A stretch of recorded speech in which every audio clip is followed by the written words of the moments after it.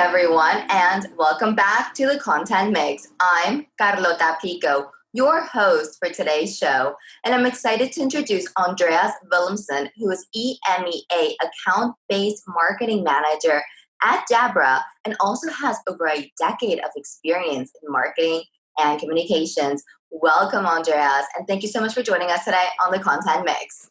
Thanks very much for inviting me. The pleasure is ours. Okay, Andrea, so tell me about yourself. How did you get to where you are today? Oh, yeah, and I better cut this story short, right?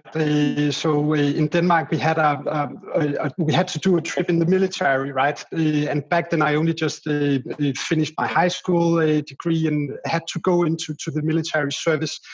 And then actually there I met a guy working actually at the Royal Danish Lifeguards, a really cool sergeant there. And he told me, listen, you need to take your skills and go to Copenhagen Business School and get a degree there. You've got a fantastic talent for communications. And I was like, all right, they might have to look into that, and didn't really have any future plans. So obviously applied to go to Copenhagen Business School, actually to read German and English in like a language study there.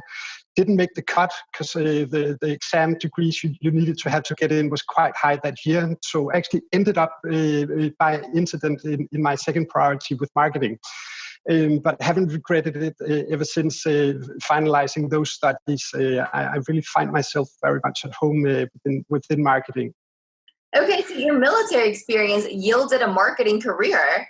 That's it, right? So you can say this whole 2-year period in the Royal Lifeguards obviously was a big thing for me back then, but I'd never had any plans on staying within the army, right? I knew I had to get out, but that was like those transforming years just when I turned 20. So really helped shape me as a person as well, right? That's so interesting. And so then talk to me about the next steps. What did you do after military? Yeah, so that was 5 years in Copenhagen Business School, right? Doing both the bachelor's and the master's degree in marketing and international marketing and English. So spent wonderful 5 years back then, and obviously then came out and got my first job in a recruitment agency. It was a rather small company, and they were looking for their first ever marketing coordinator back then, and landed that job. And it was a fantastic team of colleagues, a big sales team, of course. So it was a very hitting the ramp quite rapidly, right? Having to suddenly take all that knowledge from school and transform it into what things look like in real business life. But with some really great leaders there that helped me a lot on the way. Interesting. So what major lessons did you learn from going to school to actually putting that theory into practice in your first role as a marketing professional? I was lucky enough. So besides the schools, I actually had a student marketing job at a private hospital in their communications department. So obviously got a few years there to also try and translate these theoretical pieces into something actionable and concrete, right? But obviously getting into your first full-time role is always a big thing, right? And it was a good experience. I actually just became a dad a month before joining, so I had my first child, Caroline, there at that time as well. But it was a really good time, and I think Copenhagen Business School did a really fantastic job of not just putting a lot of theory in your backpack, but also make it very concrete with a lot of external advisors coming to the training sessions and educations and everything throughout those 5 years. So they did a really fantastic job there. Okay, so fast forward 10 years and now you're an account-based marketing manager at Jabra. Why choose account-based marketing as your area of expertise or specialty? Oh, yeah, that's a really good question, right? So I think throughout my career, I've been in these traditional field marketing and communications roles, right? And then working at a company called EMC.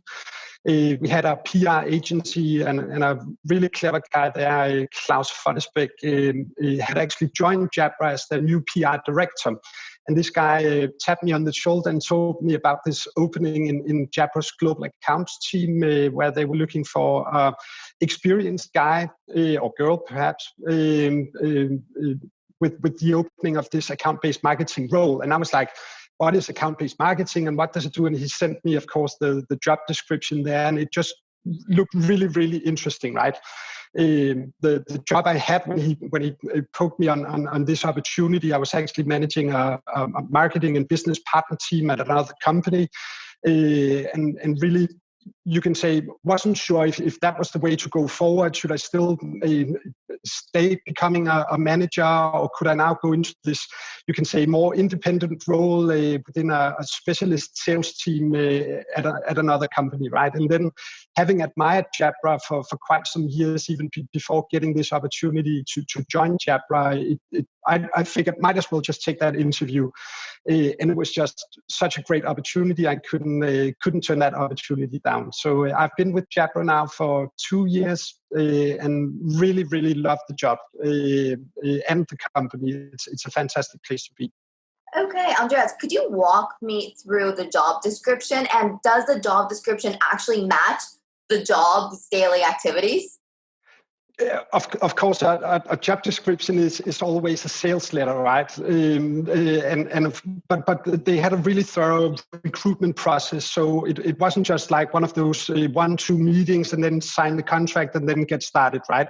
A very thorough process, interviews even with Andrew Pratt, who manages our global accounts team, our French-based international accounts director as well, Nicolas.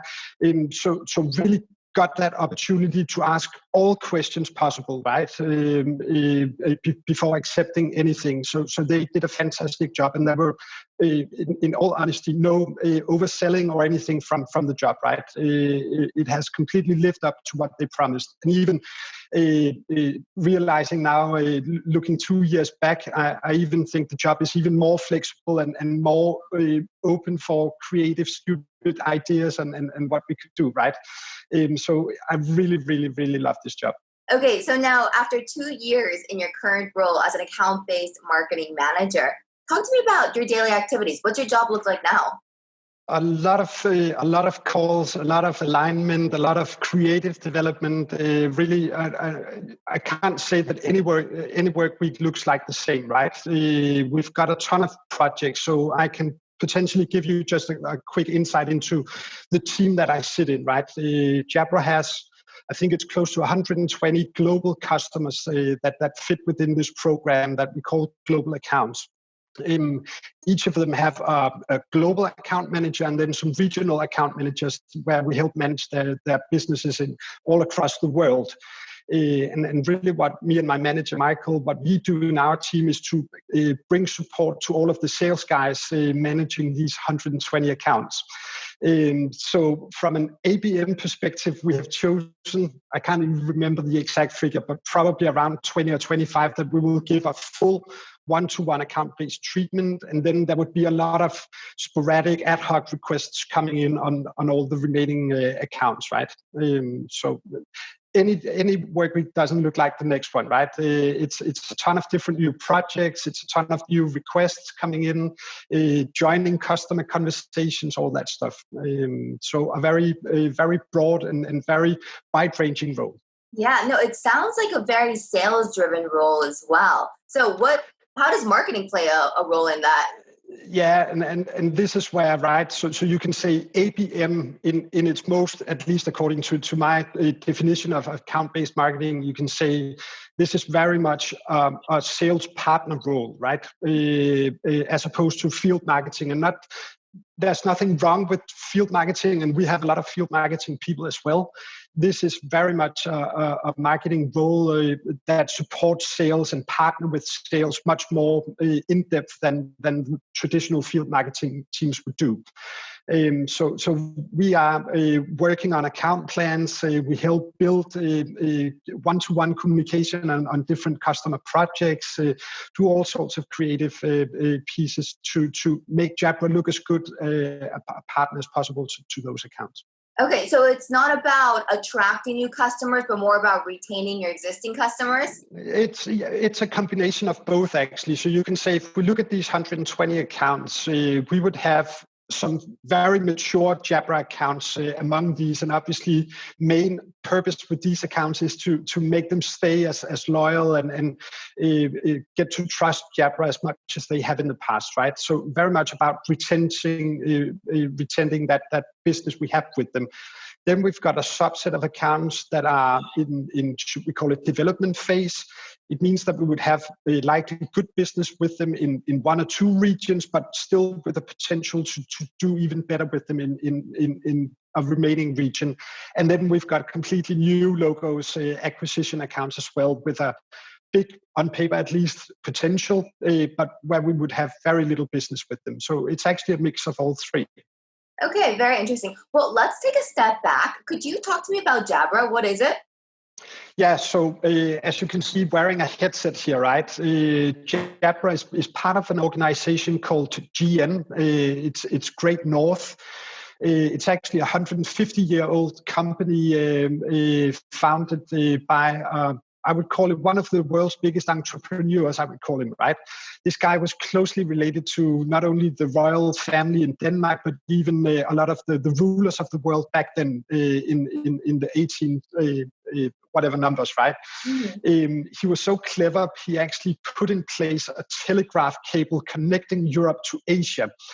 And you can imagine just back then, 120 or 30 years ago, when this was piloted, this guy had to make strong arrangements with the Tsar in Russia, with people all the way through these 9,000 kilometers of inland road where these cables were to be built. Everything from ever since GN was founded has been about connecting people, right? And I know that was the old trademark of Nokia, but we were there a long time before Nokia, right? So this is about audio, communication, collaboration, and this is still very much up front of what Jabra and the company, what we do today. So our sister company is doing hearing aids. So we've got that under the same roof as the headset production that Jabra does. Okay, and how has COVID-19 shaken up your world or your business world? Oh, yeah. So just imagine a majority of the world's countries having to send employees to work from home in these confined areas, right? Everybody had to use virtual collaboration all of a sudden, right? Yeah. And the need and request for audio devices like we produce in Jabra has been unprecedented, right? We've never seen any demand coming from customers to the extent that we have seen that over the past 6 months, right? And it's a positive thing, you can say, for a company manufacturing these supporting devices to support our customers. The backside of that coin is that demand was so great that we couldn't satisfy all customers' demands, right? Simply because we didn't have products enough. So we completely emptied the shelves of all our inventory when COVID really hit the market. And even today, we are still behind on orders, being able to fully fulfill all of the customer requirements, right? So you can say we've learned a lot over the past couple of months. You can imagine just the production piece, the shipping, the getting products in the hands of our customers to support their businesses.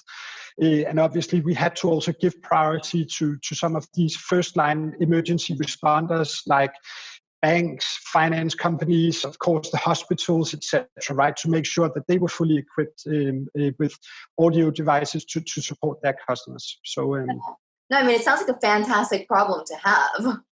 Yeah, it's a bittersweet one, right? Our sister company, on the other hand, is selling hearing aids. You can imagine with the older population being too afraid to get outside, hearing aid shops are closing, etc. So that part of the business has come to a complete stop over a couple of months as well, right? So, of course, feeling fortunate that we had a role to play. Feeling, of course, sorry for the sister company employees that they ran more or less out of business overnight, right? So I guess it shows the two dimensions of the COVID impact just in our company. Yeah, definitely. Let's talk a little bit about marketing and communications. You're in a really delicate field because you're selling earpieces. So you have to evoke the desire to buy something online that you put in your ear and you can't really test it. So how do you Yes. do that through language or communication? Oh, it's a big work, right? And the back-end team of Jabra's marketing department is a lot of clever people, right? There's a branding creation team, there's a digital team, etc., right? And even an insights team, not to forget that piece, right? So everything that we do is of course based on a strategy, and the strategy comprises, you can say, of a lot of insights, right? You guys would know here probably Apple, their earpods, the small little design pieces, right? And a company with such power like Apple, of course, is creating markets even for us, right? Where we probably differentiate ourselves against the market is that we do consumer versions of our headsets and we do business versions of our headsets. And there's quite a drastic difference between the headsets, because in a business context, you would have a big focus on high audio quality, right? And microphone performance. Where as a consumer, I would just want that really cool music experience. We even developed sports earbuds that have pulse meters in them, etc., right? So they are two parts, but these two parts also impact one another, right? Back in the days when companies used the first headsets for professional usage, you would have a call center, right? And people don't want to look like a call center agent these days. If you are a knowledge worker or office worker, right? You would want something that looks a little more cool, a little more sexy. We are all a bit vain on what devices we're wearing. So we also need to make those compromises in our communication, right? And explain and help guide users to choose the right headset that fits their needs, right? So there's a lot of effort going into making those stories resonate with our audience for sure. Okay, and what shape do those stories take? So content-wise, are they videos? Is it through a blog? Is it through social media? Yes, definitely, right. All of those, right. Video is becoming an increasing powerful way of bringing across our messages, right. And you can say creating videos is not only a lengthy process in many cases, but also expensive, right. And I think we would love to have 10 times as much video content as we do today, but we have a limited budget and we have limited resources. But it's definitely something we have improved on just on those 2 years that I've worked with Jabra, right? Then website is a chapter on its own. We have a really, really powerful digital team. I can't even recall now. I think we manage up to 8 or 9 different languages on the Jabra website these days. And that's a big website, right? So that part is a big thing as well. Online sales is becoming even more important these days, and Jabra has made some tremendous efforts in that area as well, having grown our online sales quite drastically over the years. Okay, excellent. Now, zooming a little bit more into account-based marketing, how do you know what accounts to target in the first place? Yeah, so you can say in the specialist team that I sit in, the global accounts team, they are all defined. So we know exactly who are all those 120 accounts by name, right? The difference, of course, there is what does our engagement look like in different parts of the world? Where do we need to do penetration or create demand, make sure news about new products and hitting the right people, etc. That's the underlying big puzzle, right? Getting to that stage. So obviously managing this in Teams, actually we are quite a heavy Teams user, Microsoft Teams user. So we have a dedicated team site for each of these 120 accounts where the full sales team, marketing team, program management team, etc. have access to specific information about each of those customers. Okay, so then my next question would be, how do you know who to prioritize first?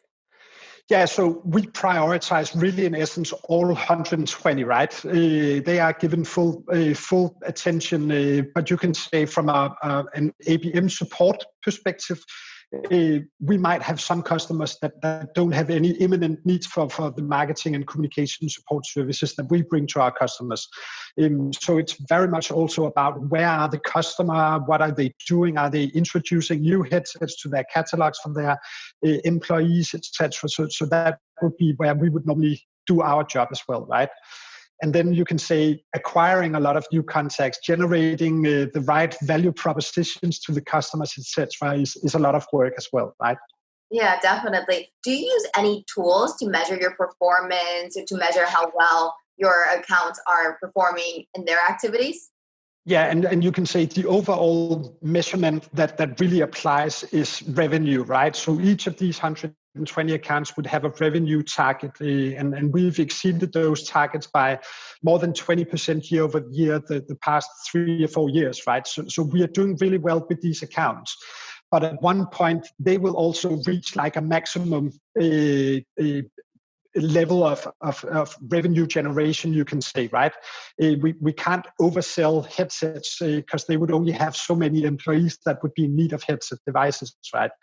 Yeah. So it's very much about understanding where does potential lie, how do we keep the current business that we already have with them, and how can we expand into new territories. So a concrete example could be last year we acquired a company called Altia Systems. They have specialized in cameras for small rooms and huddle rooms and meeting rooms. So that suddenly became a new product that we could introduce to the existing customers and see if we could make our foot in there as well, right? And this is something that Jabra continuously is looking at adding to the portfolio of products and services.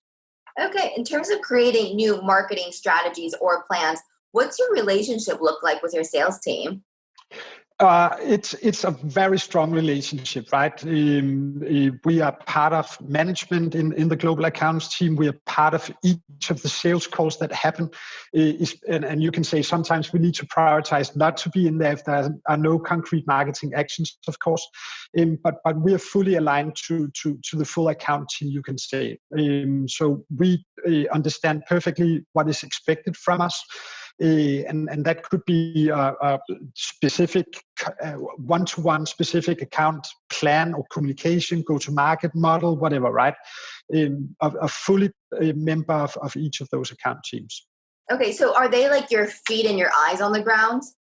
Definitely, right. But we also take part in customer calls, right? We host advisory council meetings, and these days, in light of COVID, we're doing those virtually as well. So we are a business partner together with sales, right? Making sure that everything goes hand in hand. And we're not just that little support piece in the back end. We are very much a part of all that happens within each of those accounts. Excellent. Okay, Andreas, let's take a walk down memory lane. Could you talk to me about some of your favorite campaigns or projects that you've led to date, their purpose, what made them stand out in your career, stuff like that? Sure, right. And there could be a big handful of strong cases that we have done, right? I would say actually current plans that we have done, and this is the success of being in an account-based marketing role. Not only do we have a lot of flexibility, we don't need to, you can say, adhere to the corporate guidelines as much as potentially the field marketing team can. We can stretch those barriers a little. But since we are so much focused on the individual accounts, we can make some really cool personalized programs. Lately, we're doing that for a big professional services corporation that is part of our global accounts program. This is a VIP treatment. So we are building some customized boxes, customized booklets. We provide some sample products to make sure that all of those new stakeholders that we are soon to engage with fully understand what we have available for them, right? So it's really a entrepreneurial role that we can play within Jabra in this global accounts team. It's really good fun. And there's a ton of those very personalized projects that we do. Okay, and that's very interesting. So how do you know what pivots to make? Is it done through like surveys? How do you gather customer feedback and know what to do? Yes. Yeah, right. Really good question. So you can say our account managers, they know a lot about their portfolio of customers, and they would normally manage anything between 3, 4, and up to potentially 8 or 10, right? So this is very much about doing a lot of research. So that would be reading the customers' annual reports, go online, what do they do in their talent recruitment, etc. That's always a really powerful place to go and do research, because that gives you an idea, how do they cater for new employees, how do they attract talent, because that also reflects the way that they would like to be perceived, right? And you can say computers, desktop PCs, mice, whatever, all those accessories that you expect when you join a company, they need to live up to certain expectations from the employees, right? And we can cater for those needs as well.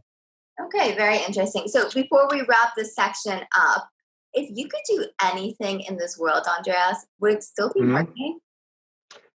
I think so. There's only one little side project, and this is like every time you play the lottery, what would you do, right? And I'm sad to say, yes, I think I would actually leave Jabra, but really only to try and fulfill working with foster parents.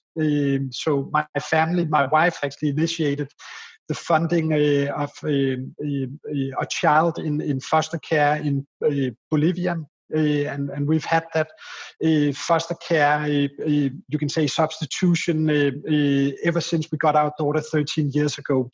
So it's actually a girl there, same age as our daughter. So we've been following her for 13 years. And it's remarkable how that foster care place there in Bolivia help bring so much comfort and trust into those abandoned kids there. And I think that would be my ultimate desire to work with foster care children. If salaries and all that stuff that of course we need to cater for, wasn't a worry, right? Andreas, you literally just sent chills up my arm. I'm about to cry. So let's move into the next section of our interview. It's basically your advice for our audience. To get the section started off, I'd like to ask you about your source of inspiration. So a professional model or an influencer that you just really admire. And this is the time of an interview where you would like to call out the people around you, right? And I have to do that as well. So not only the Global Accounts program and all of the wonderful colleagues I have there, some really powerful engagements with these people. We've got a really, really inspiring marketing director running the field marketing team, Brian. Jabra actually just won a digital award in Denmark, which was a really positive recognition of the last 5-6 years of hard labor that the marketing team in Jabra has gone through, right? But they have achieved some really, really impressive results, not just on the commercial support, of course, but really the whole way. Jabra is now quite a dominant player in our market, right? So they've done a fantastic job. So not giving them any more praises on the interview here, right? I would say from external people, there's especially one guy that I love following. It's a guy called Doug Kessler. He's founded a creative agency called Velocity Partners.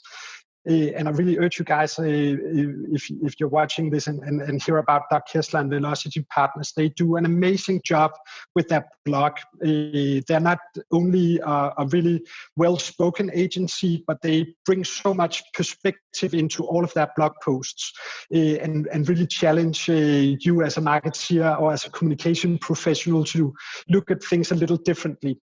So they've been a great source of inspiration over the past couple of years. If I can just call out one piece, they are terrible at coming back. They actually sent a request at one point to learn more about their ABM focus, and I was really curious to engage with them. But that piece they haven't been as good as. So a little knack on that piece they can have here, right? But really an inspiring company. Excellent. Well, I'll have to check them out. What about a book, a community, an event, a group that you find to be particularly valuable?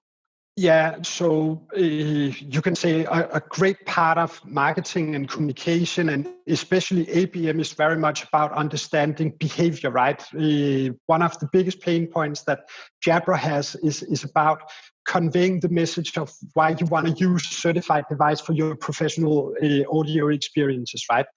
And so that part, behavior, is a really important phase to understand from you can say a change management perspective, or even just getting to know why people behave in certain ways. And there's a Danish guy called Morten Mønster who's released a book a couple of years ago. It was called Jytte from Marketing. That's like a girl name. I can't even recall the English book title. But he just released his second book, and I'm anxious to get my hands on it to read that second version on behavioral design. Because he also brings some really valuable perspectives into any marketer or anyone engaging with customers in their daily business. Okay, excellent. Andreas, and to finish up this interview, what's your favorite app at the moment and why? Yeah, and I love the LinkedIn app, right? Getting to know what goes on in my network, getting to get that daily feed of news hitting within LinkedIn. It's probably my favorite app and has been for a lot of years. I think it's a really valuable one, and I think LinkedIn has done an amazing job to get that up and running and be of high quality. And you can say, yes, there are articles within the LinkedIn newsfeed that doesn't bring you any good news, but it's so easy to scroll through. And I'm probably opening that app, I would say 10 or 20 even sometimes times a day, right? Just to get that little kick. Wow, I'm sure the LinkedIn team will love that comment. Okay, Andreas, thank you so much for joining us on the Content Mix. It was awesome to meet you, to learn about your ABM experience, and to get to know you as a person. Thanks very much. It's been a true pleasure joining this interview. Thanks a lot. Thank you. And to everybody listening in today, thank you for joining us on the Content Mix. For more perspectives on the content marketing industry in Europe, check out the Content Mix. We'll be releasing interviews just like this one every day. So keep on tuning in. Thanks again. Have a fabulous day and see you next time. Bye.